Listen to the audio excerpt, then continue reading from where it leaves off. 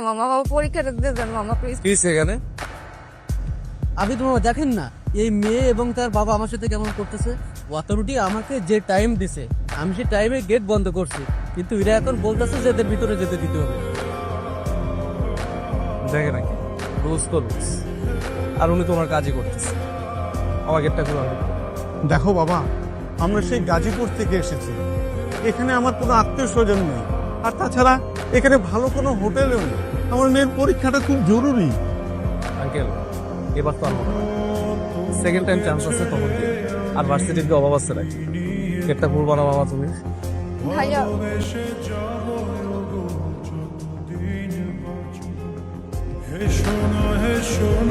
তুমি জেনে রাখো তা, বলে তো দিয়েছি আমি হৃদয়ের কথা। আমার মা নেই, আমার মায়ের অনেক স্বপ্ন ছিল আমি ইউনিভার্সিটিতে পড়বো। আমি যদি পরীক্ষাটা না দিতে পারি, এখানে চান্স না পাই, তাহলে আমার মায়ের স্বপ্ন পূরণ হবে না। আমার মায়ের আত্মা কষ্ট পাবে ভাইয়া। মামা গেটটা খুলো। মামা কি বলতেছেন আপনি? গেটটা খুলতে বসি মামা। আমার কাজিনের ভিতরে দিয়ে আসবো, পরীক্ষা দিবে। এখনই তো কথা বলা শুরু করলেন, 1 সেকেন্ডের ভিতরে কাজিন হয়ে গেল। হ্যাঁ, 1 সেকেন্ডে কাজে নিচ্ছি। আঙ্কেল আমি ওকে ভিতরে দিয়ে আসছি।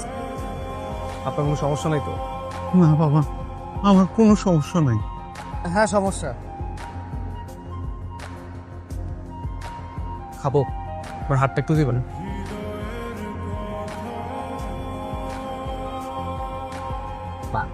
এখন কোনো সমস্যা আছে? না না, এখন আর কোনো সমস্যা নেই। তো খুলো গেটটা। আলো দিয়ে মুখখানি দেখো, জীবনে কোন ছেলে প্রথম আমার হাত ধরলো, আমি সত্যি অবাক। একটু আগে কাঁদছিলাম ভেতরে ঢুকতে পারবো না ভেবে, আর এই ছেলেটা আমার হাত ধরে নিয়ে যাচ্ছে। ক্যাম্পাসের প্রভাবশালী কেউ হবে।